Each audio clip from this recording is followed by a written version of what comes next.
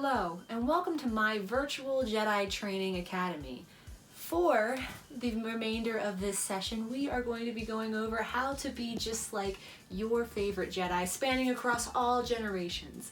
Let's get started. We're going to start things off with a classic. We're going to start things off with one Obi-Wan Kenobi. Hello there. Following up, we have the Ahsoka Tano. 2 is better than 1. Next up, we're going to be mixing things up and bringing it into the sequel trilogy era, specifically the Last Jedi-esque moment of Rey.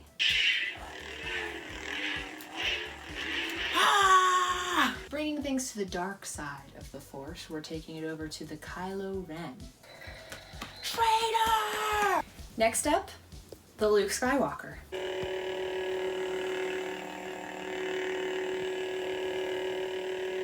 Crap.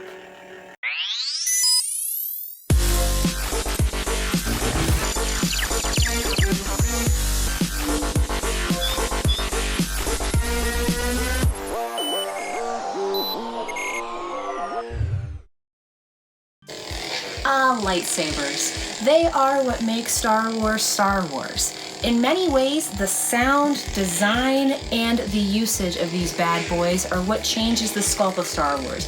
Officially, there are 7 different types of lightsaber combat, all of which I'm ready to cover in this video. Now, if Luke Skywalker had paid better attention, he might have not have lost his hand, as well as Anakin, and many other people in Star Wars. There are 7 forms of lightsaber combat, even if their level of canon is ambiguous, considering the very concept was generated by a fan named David West Reynolds and Jack Stellan Bobo, who was a film choreography consultant and fencer. Its first official appearance was in Star Wars Insider 62, which debuted in October 2002. However, their influence eventually took off and would later be featured in various novels and comics throughout the EU. While the choreographers of the films never used this kind of dialogue, it became very commonplace amongst fans and even shaped how later characters would develop a fighting style. Of course, Disney came along and bought Star Wars, which threw a lot of things in limbo with all things Star Wars. Only episodes 1 through 6 and the Clone Wars TV series were deemed canon compliant at the time, thus wiping the slate of everything, including lightsaber history. However, Disney did release a visual dictionary, which essentially details all the little inklings of EU scraps that were spared from the fictional genocide. In that dictionary, the 7 forms of lightsaber combat are included with a brief description. However, while I definitely tend to keep an open mind with this new canon and am generally okay with the fresh slate that Disney went with, this is one of those videos where I have to say, this is a load of barnacles. You have to start somewhere. Shicho is the oldest and most elementary form of combat on this list and was developed by the Jedi Order to establish a level of foundation for its early learners. It was cultivated by the Jedi of the Old Republic shortly after the lightsaber itself had been developed to the point of conceivable use. It's primarily based in defense, which gives it a significant disadvantage in legitimate combat considering it never took into account the effect of saber-to-saber dueling. Younglings of the Jedi Temple were still being taught this basic form of combat before being allowed to learn a different technique, because despite its limitations, Shicho allowed for young students to understand the basics with its fencing roots: swing, parry, dodge, and deflect. Even Luke Skywalker was taught this method by Obi-Wan Kenobi aboard the Millennium Falcon. Unsurprising enough, the Sith kind of ruin the harmony the Shicho promotes with its purely defensive model. In order to defeat a dark side Force user, it required some method of offensive maneuvers. This led to the birth of Form 2, which is known as Makashi, which allowed for a better combination of offensive and defensive maneuvers and was created with solely lightsaber duels in mind, making it the most reminiscent of a classic sword fighting tactic. Makashi is performed with only one hand, which provides a more optimum chance of the user disarming their opponent without any fatalities. It relies significantly more on balance, precision, and grace than its predecessor, making it more centered on outmaneuvering an opponent rather than brute strength. It was essentially a dance between 2 duelists to see who could trap the other best with timing and specific footwork. Once the technique is mastered, very little effort is required for the user to actually disarm an opponent who attempts sweeping movements such as practiced in Form 1. While incredibly graceful and useful when engaging in a melee duel, the form unfortunately became practically obsolete when the Dark Jedi were defeated after the 100-Year Darkness, and hand-to-hand combat against fellow saber-wielders became few and far between. On top of that, blaster technology as well as the development of other long-range weapons became all the more prevalent. So uncivilized. So a major downside of Makashi was that it offered virtually no protection or offensive plan to counteract long-range weapons. With no one to duel, it became pointless to place such a mandatory focus on melee dueling when the galaxy was heading into an entirely different direction. It did see a resurgence when the new Sith Wars occurred, which were 1,000 years of on and off wars thanks to a rise in random Sith organizations. At the conclusion of that, it once again faded to the back burner and was replaced by the more defense-oriented Form 3. Despite its lack of utilization, Dooku of the Jedi Order was adamant about mastering it and would later go on to be known as the greatest Makashi user of all time. While many Swords Masters lended themselves to learning all forms of lightsaber combat, Dooku firmly believed that anyone who attempted to learn every form of combat would not reach the same level of mastery as someone who devoted themselves entirely to one. He was attracted to this form for its lack of acrobatics and for its level of finesse. The fact that no one else would ever truly expect it from him was also an appealing factor. While a Jedi, he was considered one of the greatest lightsaber duelists and the very best at teaching those techniques to young pupils. His strength in Makashi, which showed determination, strength, and focus, was one of the reasons Darth Sidious chose Dooku as an apprentice. As a Sith, he would go on to spread this expertise to both Ventress and Grievous, and while both used more than one lightsaber with this technique, Dooku had a personal disdain for using more than one saber, believing it to be flashy. Unlike Shicho, which was still utilized after the development of Makashi, Sorsu downright replaced Makashi across the Jedi teachings. Its nickname is the Way of the Mynock, and we all know how lovely those things are.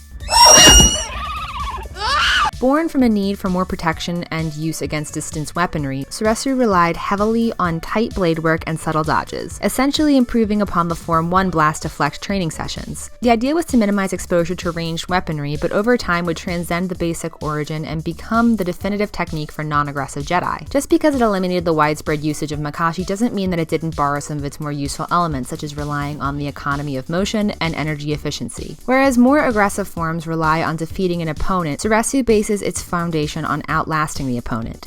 Energy expenditure is minimized and the user waits until their opponent essentially runs out of energy and starts making critical mistakes to attack. Those that use it must adapt to sudden changes and assimilate quick transitions to counteract any fast motion around them. Those that used it were defensive and bided time to learn the ins and outs of their opponent's strategy.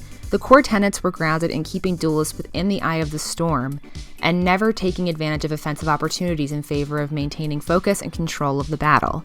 That is, until the opponent began to step on their own feet and provided optimal opportunity for the user of the Soresu to attack. Obi-Wan Kenobi was notorious for his usage of Soresu, opting not to follow his master's practice of the more aggressive Form 4, and appreciated the versatility of the form, which allowed for him to essentially be invincible if practiced properly. While his form and technique certainly developed over the years, it was shown at an all-time high when he battled the newly transformed Darth Vader, whose angry displays of Form 5, though formidable, were no match for Kenobi's swift and precise calmness in spite of the hysteria of the galaxy.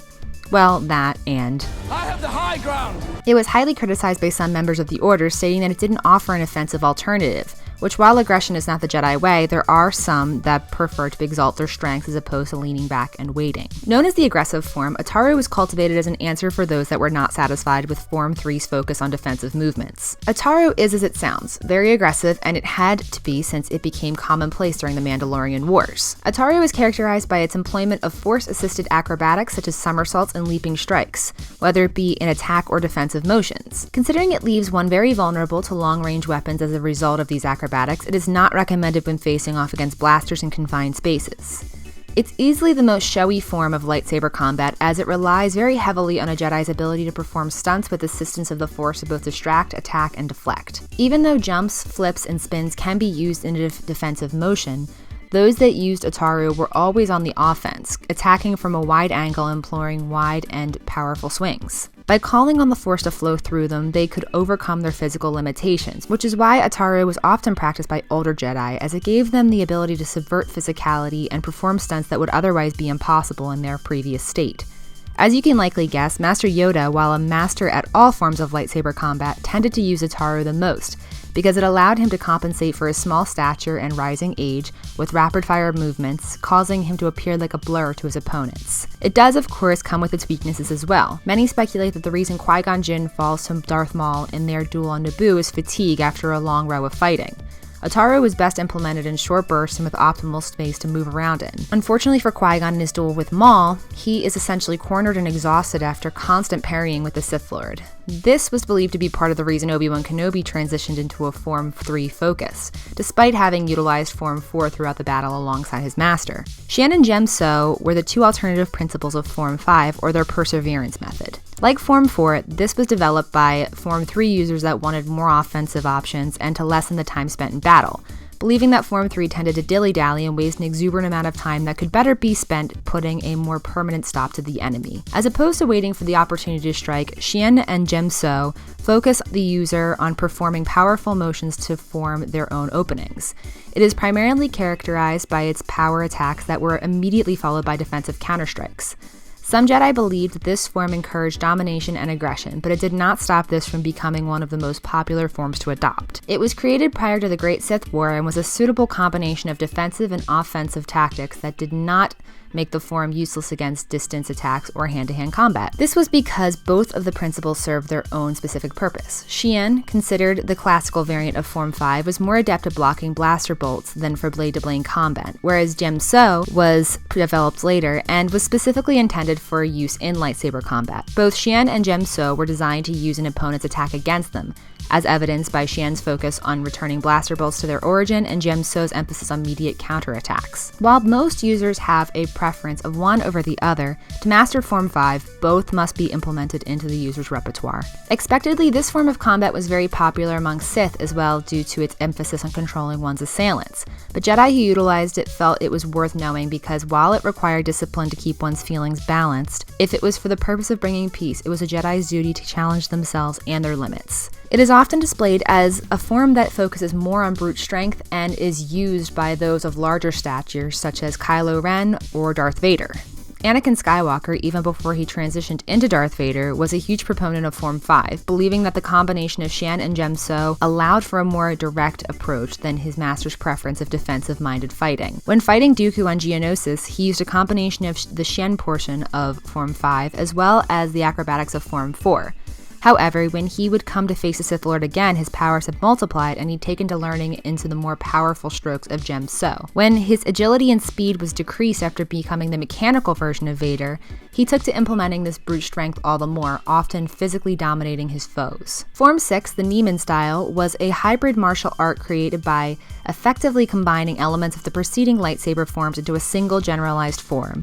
This resulted in a fighting style that lacked a significant advantage, but also lacked any serious drawbacks. To compensate for the relaxed focus on blade work and lack of significant specialization, Neiman training regimens encouraged the inclusion of force-based attacks in combat, such as telekinetic pulls and shoves used in sync with lightsaber strikes. Also, as Neiman were developed from two pre-existing martial art fighting forms that both emphasized the use of dual blades, it provided a firm foundation for duelists looking to study into such practices. It was often referred to as the diplomat's form because it had a more relaxed demand and offered the Jedi more time to improve other skills that could also influence a battle, such as negotiating, politics, and perception. The creativity of the user was often what would guarantee them a win, as it implored the use of attacks and eliminated the weaknesses that the other forms held. Due to its jack-of-all-trades nature, the success of this form was largely dependent on the practitioner's intuition, improvisation, and creativity in combat, rather than the rote responses derived from other forms. It should be noted that while Neiman provided no decisive edge in battle, it achieved its worth not by leaving its wielder as exposed as some of the more aggressive forms. Due to the more relaxed blade work of this form, it was said that the most Neiman practitioners would find it almost impossible to defeat a Makashi practitioner. Ahsoka Tano would later continue the Jar Kai dual-bladed roots of the Neiman form and pick up a second lightsaber. While Anakin Skywalker preferred Form 5, he primarily taught Tano the Neiman form in training practices, leaning into his Padawan's clear strength in mastering the neutrality of the form. This would later come to appropriately reflect Tano's decision to walk away from the Jedi altogether but remain a light side Force user. In use, the Joyo incarnation of Form 7 was described as the most vicious form of lightsaber combat and was said to involve a significant internal focus on the part of the user. As time passed, knowledge of Form 7 became restricted amongst the Jedi Order, whose members were worried that its precipice would lead practitioners toward the dark side. In contrast, members of the Sith, such as Darth Maul, employed Joyo without reservation. The Joyo form was both chaotic and erratic, with a heavy focus on offense. Joyo's use was controversial among the Jedi Order, as many felt the Joyo violated the "there is no emotion, there is peace" tenet of the Jedi Code due to its requirement to fight under the guidance of controlled passion. The form was said to necessitate greater energy than Form 5 due to a broader wielding of a user's focus and a deeper emotional link. Despite the challenges inherent in the use of the form, it could serve as a pathway to considerable power. However, a new variation of Form 7, dubbed Vapad, after a creature native to the planet Sarapin, was created by Jedi Masters Mace Windu and Sora Bulk. Vapid was explained as being a state of mind rather than a fighting style, allowing the wielder to channel his own inner darkness into the duel and accept the fury of the opponent. Windu Bulk, Windu's former Padawan Depa Billaba, and Quinlan Voss were 4 notable practitioners of the Vapid variant. Vapid required a constant and sizable stream of force use from the user, with a barely contained explosion of force power essential to all variations of Form 7 as another prerequisite for its use. Jedi Master Mace Windu stated that Vapid was an answer for his own weakness, allowing him to channel his own internal darkness into something positive. The reason Mace Windu was able to dismiss the pleasure and power which Vapid brought was by acknowledging it and becoming constantly aware of it. In order to combat Sidious's furious technique, Windu gave himself completely over to Vapid. He allowed it to fully channel his own inner darkness, as well as accepting and using the darkness of Sidious. When fully immersed in his form, Windu's fighting prowess was such that he could allow his body to fight automatically for him without needing to direct it with his mind. And there you have it, folks. That are the 7 forms of lightsaber combat. What is your favorite? You should let me know in the comments below. And I know that March Madness typically extends to, well, the month of March, but we can all agree that March felt like it was like 3 years long. So I want you to vote in my Star Wars March Madness in the description below. And the winning character is one that I will do an exclusive video on. So please, please, please don't make me do a video on Porgs. Thank you. May the Force be with you guys. Stay happy, stay healthy, stay safe, and have a great day.